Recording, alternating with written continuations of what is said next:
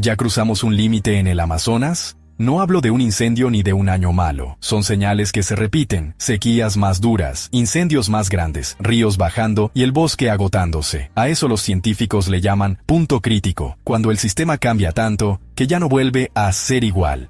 No pasa de golpe, pasa poco a poco. Entonces dime, A. ¿Es un ciclo natural y se recupera solo? B.